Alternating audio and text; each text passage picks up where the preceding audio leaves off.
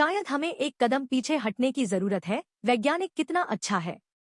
सबूत है कि ईएसपी पहले स्थान पर मौजूद है। उत्तर निर्भर करता है जिस पर तुम पूछते हो, एक शताब्दी से भी अधिक समय तक व्यवस्थित रहने के बाद। इस प्रश्न पर शोध के बाद कोई भी यह दावा नहीं कर सकता कि अतीन्द्रिय ज्ञान को समझने के संबंध में भी उतनी ही प्रगति हुई है।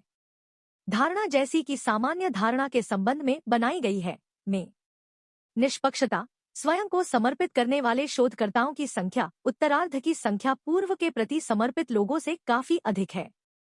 हालांकि सच्चाई यह है कि ईएसपी का अस्तित्व अभी भी है। उग्रता से चर्चा की हाल की 2 पुस्तक लंबाई समीक्षाएं मौलिक रूप से पहुंचती हैं। अलग अलग निष्कर्ष। उदाहरण के लिए परामनोवैज्ञानिक डीन रेडिन, वह लिखता है 1000 पीएसआई प्रयोगों में देखे गए प्रभाव उचित नहीं है। मौका, चयनात्मक रिपोर्टिंग, प्रयोगात्मक गुणवत्ता में भिन्नता या डिजाइन की खामियां। उन्हें स्वतंत्र रूप से सक्षम लोगों द्वारा दोहराया गया है। प्रसिद्ध शैक्षणिक, औद्योगिक, पारंपरिक रूप से प्रशिक्षित वैज्ञानिक और दुनिया भर में सरकार समर्थित प्रयोगशालाएं एक से अधिक समय से शतक। दूसरी ओर लंबे समय से कार्यरत मनोवैज्ञानिक डेविड मार्क्स, परामनोविज्ञान के 7 क्षेत्रों की समीक्षा के बाद आलोचक। परामनोवैज्ञानिक शोध का निष्कर्ष है, मेरी अपनी मान्यताएं वैसी ही हैं। अविश्वास की चरम सीमा की ओर, क्योंकि जैसा कि मैं देख रहा हूं, सबूत है। इससे अधिक कुछ नहीं चाहिए। समय सीमाएं पूर्ण मूल्यांकन के किसी भी प्रयास को रोकती हैं। ईएसपी के पक्ष और विपक्ष में वैज्ञानिक साक्ष्य मेरी अपनी स्थिति है।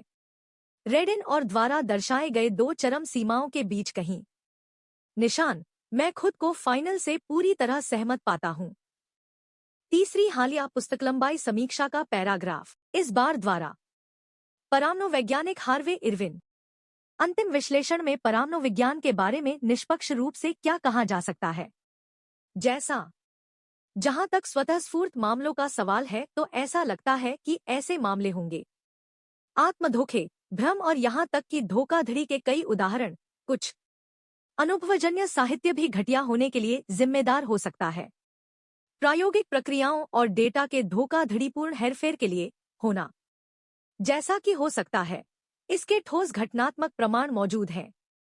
परामनोवैज्ञानिक अनुभव और प्रायोगिक साक्ष्य विसंगतिपूर्ण घटनाएं भी, और इस हद तक व्यवहारवादी वैज्ञानिक नैतिक रूप से, बल्कि इन घटनाओं की जांच को प्रोत्साहित करने के लिए बाध्य हैं, उन्हें हाथ से खारिज करने के बजाय।